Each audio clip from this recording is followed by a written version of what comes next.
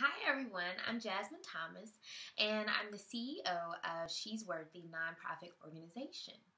I did an introduction video a little bit earlier last month, and in that video, I was just sharing a couple things that would be coming up with this particular organization.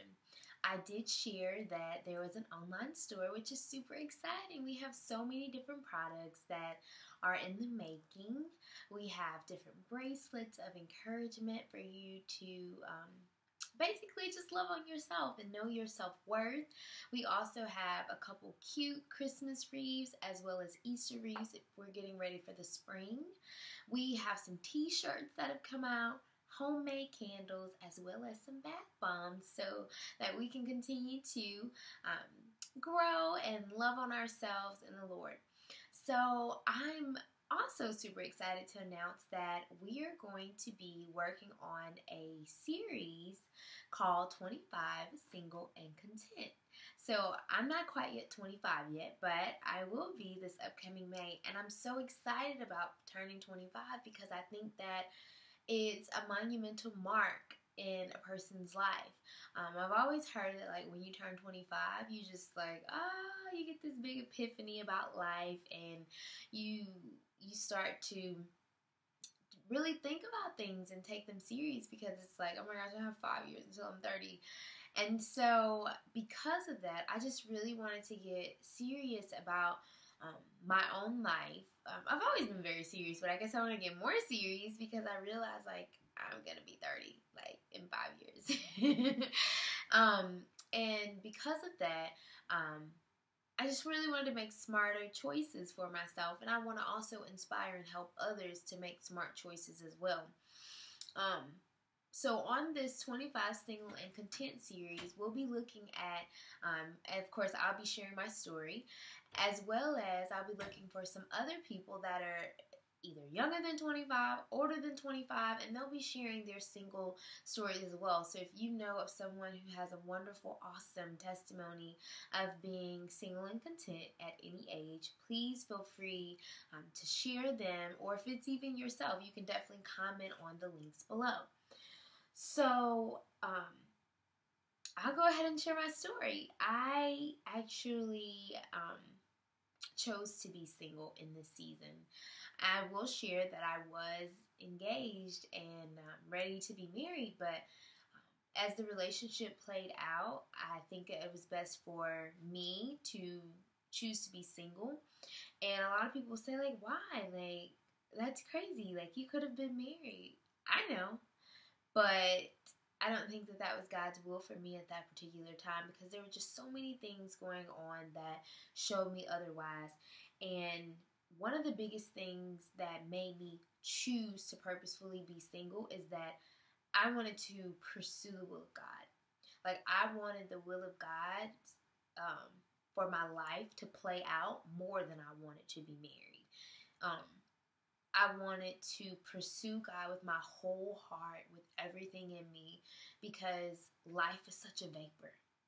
And I didn't want to spend my life being married, and I wasn't supposed to be at that particular time. I wanted to make sure that God's will was done because this life will be over in a moment.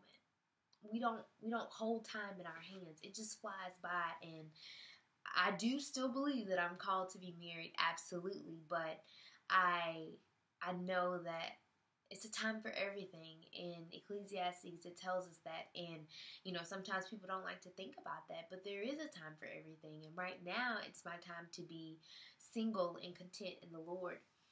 And I also thought about something. Like, what if I did every single thing that God asked me?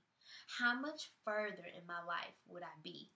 And I pose that question to you as well, because many of us jump into ungodly relationships because we want to try and we want to fill a void, and because we try to fill that void, I hate to use the word delay because I don't want to say your life is delayed. I think everything works together, but if we truly follow God with all of our heart and all of our mind and our soul and our body, we will probably be doing a lot more than what we've been able to produce in the past.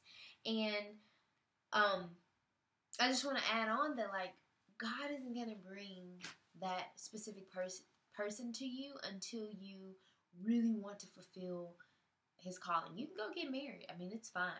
You can marry anybody you want to at any time. Anybody can get a ring. That's not hard at all.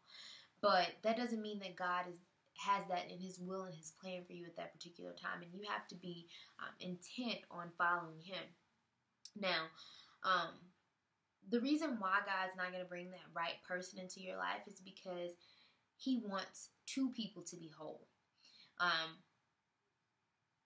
Sometimes you may get in a relationship where you may be super, super whole and you're pursuing God, you're on it, but then you have another person who isn't there yet. And because they aren't there, they're not ready to love you like Christ loves the church. If they're a man or if they're a woman, they may not be ready to respect you in the utmost way. And honestly, that's settling if you don't have somebody that is equally yoked to you. And because they're not equally yoked to you, they cannot love you. They cannot do all the things that needs to be done to have a godly relationship. God wants to put two whole people together, not two dysfunctional people. Not just one dysfunctional person and one whole person. It has to be both. And until both of those people are whole and it's in God's timing that it happens, that's the best way to enter into a relationship.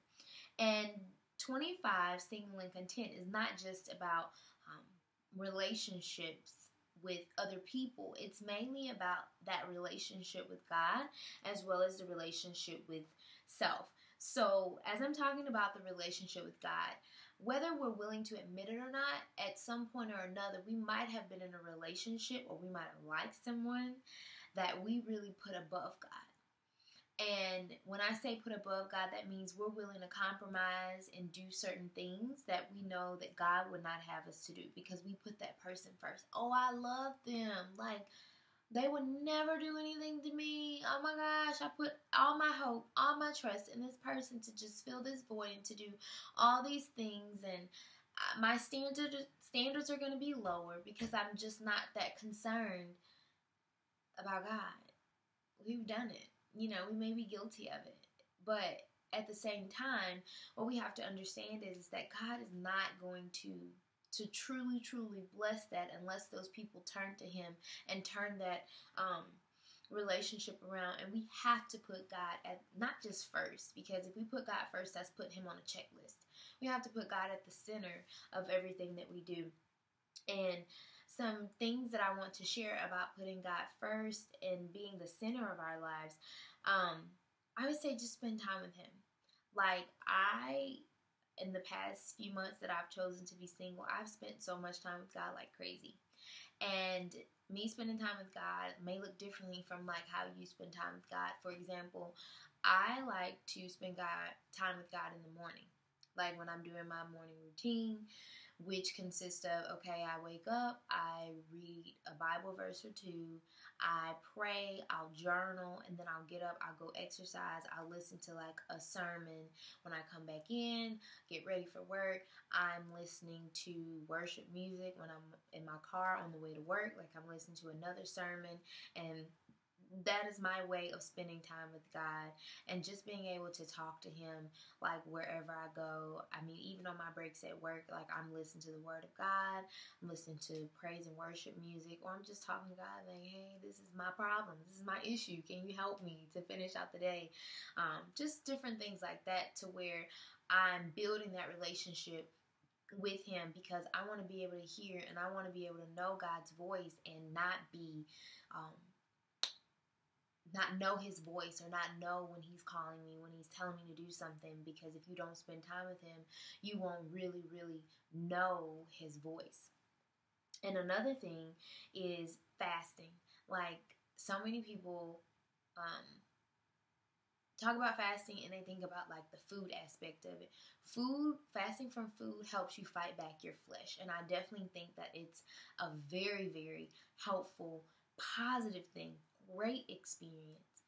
But for someone like me that's already kind of like disciplined in my food, that's not really something huge for me to give up.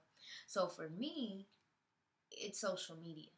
And I'm not the person who sits on social media for like 2 to 3 hours a day. Like, I'm that person that'll spend like 10 to 15 minutes. And I started thinking, like, oh my gosh, what can I do with that 10 to 15 minutes of my time that I'm on social media? Guess what? I can pull out the Word of God. I can listen to a faith-building message. I can do something productive with my life. And I'm telling you guys, like, I made a list of things. I put a social media and TV fast. So when I said TV, it's not TV in general, but like certain shows. And before I could watch those shows, and I didn't feel like it affected me, but like, oh my gosh, like after fasting, some shows I'm like, ugh, like I can't watch this. Like, this just, my spirit, it was just like, my spirit couldn't receive it. Because I didn't realize it, like, because I had been just watching it for so long, it almost became normal. It became automatic, and that wasn't something that I could no longer stand. But when I did the social media and the garbage TV fast, and I'm still doing the garbage TV fast for life because I don't need to go back to that stuff. But what I did was I made requests, and I made specific requests to the Lord. So one thing I wanted was clear direction. Like, I wanted God to make things so clear and so plain to me because I never wanted to confuse my steps. I wanted to make sure I was on the right path.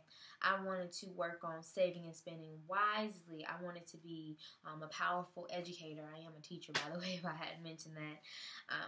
Any broken soul ties. I wanted pure thoughts. I wanted self-control, to be focused, to be disciplined, to be productive, giving, a blessing to others. And then, like, out of all those things, I started to write down a list of deposits of things that, like, I felt like God had given to me. And these lists of deposits, because I wasn't distracted, because I was focused, I literally produced so much in such a short amount of time. And, like, people don't even know, like, how much time I'm able to put into things just because I'm not on social media. I'm not looking up things that are not going to help me. Like, I'm researching information on how to, like, start this nonprofit organization. I'm applying for the licenses. I'm looking at how to make productive blogs. I'm looking at how to build the proper website. I'm trying to finish up graduate school. I'm working on things for my own school that I currently work at. I'm making goals. I'm working out. Like, I'm doing all of these other more productive things than spending time sitting down watching TV, knowing we don't need to be watching those things because they're not going to benefit us. And there was something that I actually put on social media before I did the fast was, we sit down and we watch 2-3 hours of TV a day with people who are famous. And we claim we want to be, famous. We want to do this. We want to do that. Okay, how? How are we going to truly, truly be able to do those things when we're sitting down watching somebody else? And that was another thing with social media. Like, I'm looking at all these people doing all these great things, but if I'm just sitting here watching them, how am I going to get that stuff done? That is time that I could be a productive person. So during that fast, it just really, really helped me. And another thing is when I was spending that time with the Lord and being more productive, it took the focus off a person, off wanting a person. And I've already stated, I'm going to be married. I'm going to have kids someday. But, like, my biggest thing was I never wanted to focus so much on getting a prize of a husband that I never truly appreciated the prize of Jesus, the prize that he literally gave me by dying on the cross. He fills every void. He loves me. He cares about me. He's there for me. He hears me. Like, essentially, if we're not married to another person, we are married to the Lord. And a lot of people don't like to look at it that way, but it's the bride and the church. And the church is like the bride, and Christ is the groom. And we are married to him. We have ministry in us that we have to carry out as singles. And if we're so focused on getting a person to give us this highlight of a life we think we're going to have, it becomes destructive. And it makes me think about fairy tales, how many of us maybe spend a lot of time looking at fairy tales as children, and we might have thought, oh, my happily ever after comes when I get this person in my life. That is absolutely not true, and I encourage you not to sit around and wait on somebody. I'm sorry. I mean, it's not worth the time that you will never get back. And what I'm really reminded of is the man at the pool, and I've heard this several times, but someone put it to me in such a profound way that I feel like it really changed my life. And it's talking about a man healed at the pool of Bethesda. So at this particular pool, the man, okay, so they're at the pool, and the reason why they went to the pool, it starts in John chapter 5, verse 4. For an angel went down at a certain time into the pool and stirred up the water. Then whoever stepped in first after the stirring of the water was made well of whatever disease he had. Now a certain man was there who had an infirmity 38 years. 38 years, like that's a long time to have something so severe. I mean, literally. And that made me think about, like, being single. Like, what if God didn't want me to be married till I was 60? Am I going to sit here and wait, like, another quarter of a century for this man to put me on when I need to be doing everything that God has told me to do right now in this moment? And as I'll go on, when Jesus saw him lying there and knew that he had already been in that condition a long time, he said to him, "Do you want to be made well?" God asks us that every day. Like every day God asks us. And it's not necessarily because of a disease or a sickness. I mean, in our hearts, he wants to make us well every day and afresh and whole in him, and not sitting here waiting on somebody to get us to where we want to be. And the sick man answered him, "Sir, I have no man to put me into the pool when the water is stirred up. But while I am coming, another steps down before me." Jesus said to him, "Rise up, take your bed, and walk." And immediately the man was made well and took up his bed and walked. Literally, like this man was waiting and waiting for someone to give him what he needed so he could be whole, so he could be well. And I feel like that's what a lot of relationships have turned into in this day and age. And I really want to encourage people to pursue a relationship with God with all of your heart. And then, even while you're pursuing that relationship with the Lord, pursue the relationship with yourself. And a lot of ways in pursuing a relationship with yourself, first and foremost, you have to be completely healed. And for me, it was being healed from the brokenness of different relationships. I mean, if you may have dealt with abandonment, rejection, insecurities, like all of the different things that may have had a negative effect on you. And so when you're able to be healed completely, you will begin to develop a sense of self-love. And when I say self-love, I mean like you love yourself. As in, you're not willing to compromise certain standards. You're not willing to do certain things to yourself, to others, or with others because you have such a self-respect for yourself. And you know that you have a lot of worth and you have so much value in the Lord. And I mean, that just literally, like for me, every day, I'm like, girl, you fine. I do. I tell myself that all the time. Because I don't want somebody else to put me on like that man did at the pool.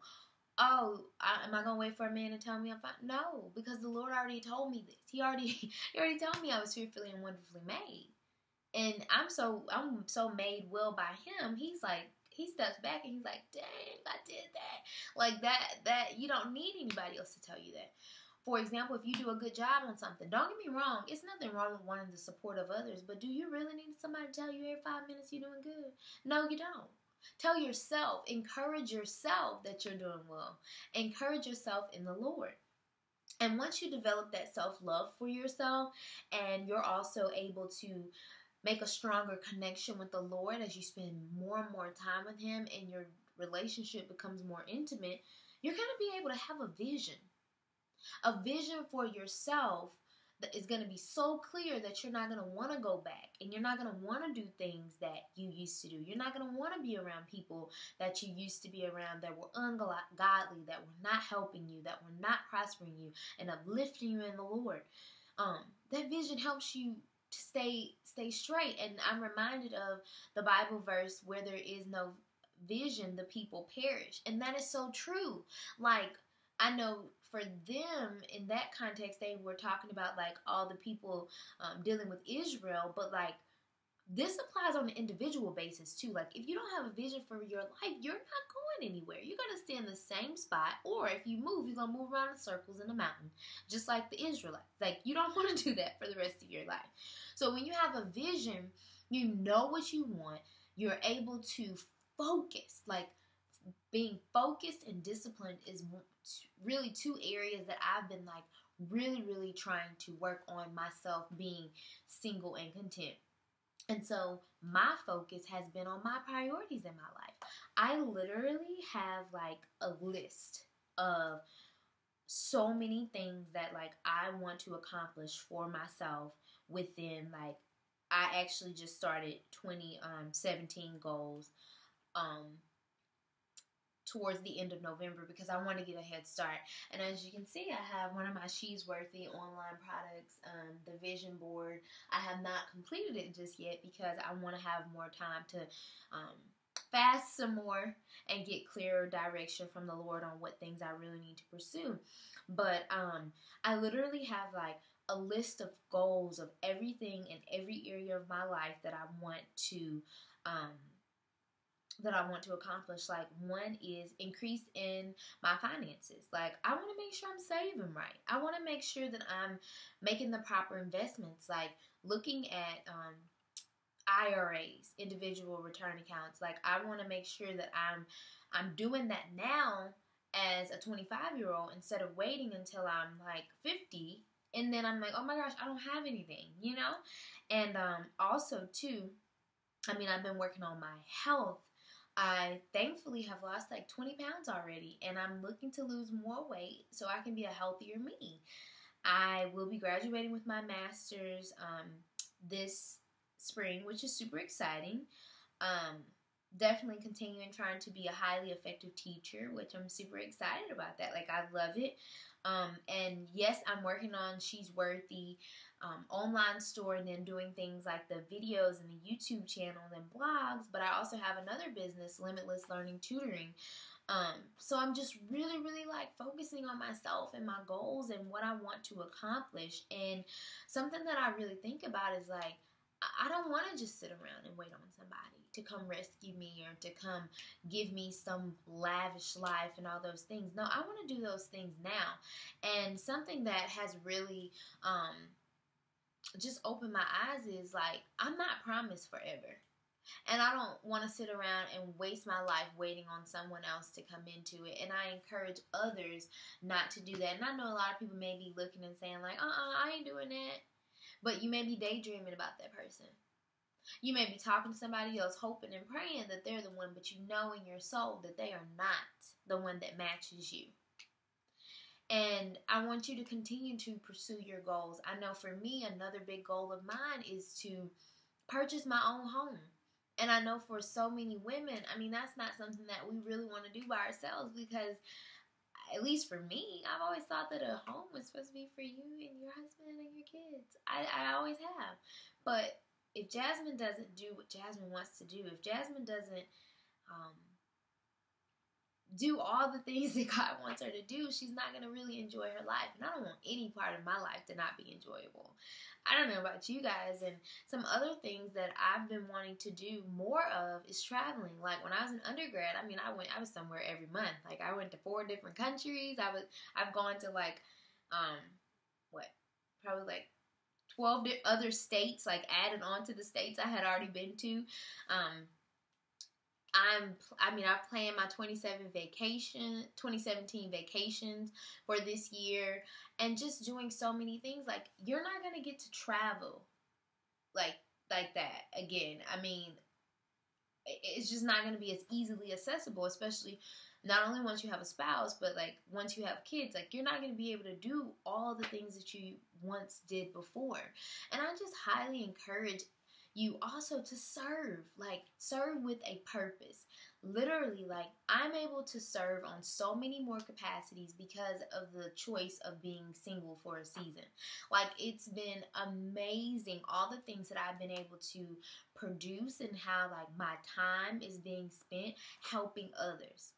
I absolutely love it, and I'm super excited to be able to do it. And honestly, this video of 25 Single and Content, I just want to encourage everyone to like pursue everything that God has told you to do. Please don't just wait and wait and wait for this perfect person to come into your life, because that perfect person is you. It's you. You're that perfect person that can do all those things right now in this season. And when God sees it fit for you to have another person that lines up with the vision that God gave you for your life and the purpose, it's going to make total sense. Total sense. And that's something that's important for you. Make sure you have that vision. Make sure you know what you want. So when other people come by and try to tell you, "Oh, you my wife. Oh, you my husband." What's your vision like? What's the purpose in your life? Where do you genuinely see yourself? What's your relationship like with God? Asking all those questions, because if they don't line up with you, you're not going to be able to do the will of God. And that is your reason for being on this earth. Your reason for being on this earth is not to just go off and get married to somebody and live a life, any old life. Your purpose is to pursue the will of God, whether you are single and content or married and content. But either way, no matter what season, it's all about being content. Thank you so much for checking out this video. Please be sure to go and visit our website with our online store and our additional products that have been added on. Look out for some more videos that will be coming your way.